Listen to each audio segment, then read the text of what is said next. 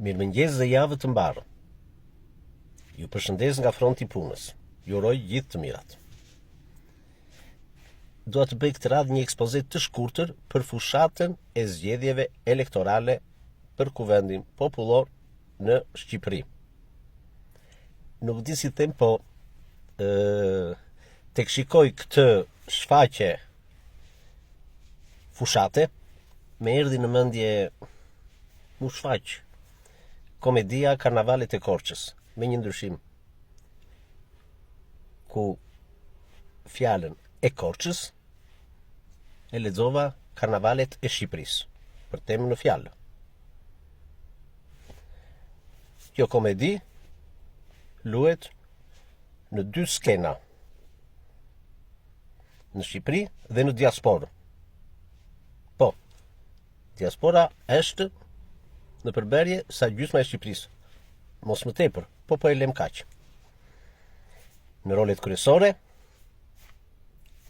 janë dy liderët e dy partive të mëdha. Nuk po i quaj të djatha të majta, se nuk merret vesh kush është e majtë dhe kush është e djathtë.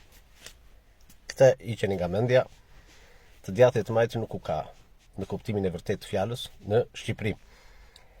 PD-ja dhe PS-ja. Ata janë dy personazhet kryesor.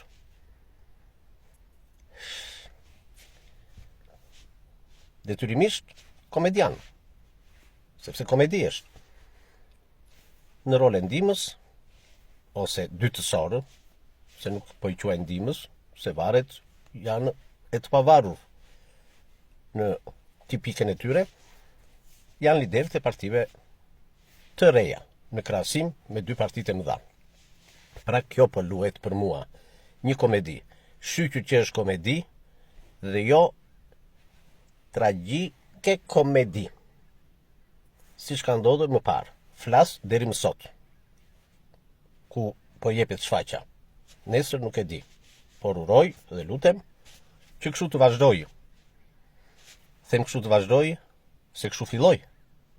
Se dëshira ime ishte të fillonte ndryshe, jo si komedi, po si një shfaqje e vërtet, serioze, e qytetëruar. Ama, ja që është kthyer në komedi. Një komedi që më vjen pikë pyetje, jo të ardhmen e Shqipërisë. Kushdo që të fitoj, jeta do vazhdoj, politika do vazhdoj, zhvillimi ekonomik do vazhdoj në forma në oscilacionet e veta e tjera e tjera. Po në ndeshjen, në duelin gladiatoresk, po e vjen thonjza, se nuk është që në fund ai që do humbë, të vritet. Bëhet fjalë për një vrasje politike. Kushdo që do humbë, herë se ai gladiatori që vritet, do vritet 100% politikisht. Qoftë dhe ai që është në pushtet edhe ka krijuar autoritetin edhe simpatinë në masën e vet të elektoratit, qoftë dhe lideri i opozitës,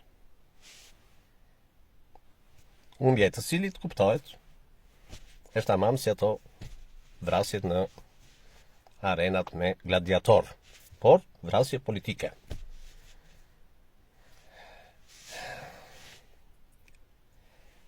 Është komedi në një vend ku duket sikur çdo gjë që më kërka në rregull, çdo gjë shkon për bukuri, vaj, dhe atëherë na mbetet vetëm humori. Pra sikur kjo klas politike e bën për sport këtë fushat. Nga të dy palët, kush më shumë e kush më pak. Primar, parësor në këtë drejtim të komedisë, më komedian, është Edi Rama. Kjo nuk diskutohet. Dhe nuk e kuptoj metamorfozën e Ramës. një komedi në qesharaksi, se komedia godet anët negative dhe i kthen në humor anët negative. Kurse ti je vetë negativ në këtë drejtim, nuk i shkon komedisë si gjini. Po ja që komedia shqiptare nuk pyet për rregullat të tilla. Është vërtet një komedi qesharake. Dhe jo vetëm që autor kryesor është Edi Rama. Autori kryesor. Mënyra se si po zhvillohet gjithë fushata elektorale e PSES. Pse nuk flas për Berishën? Se më vjen keq.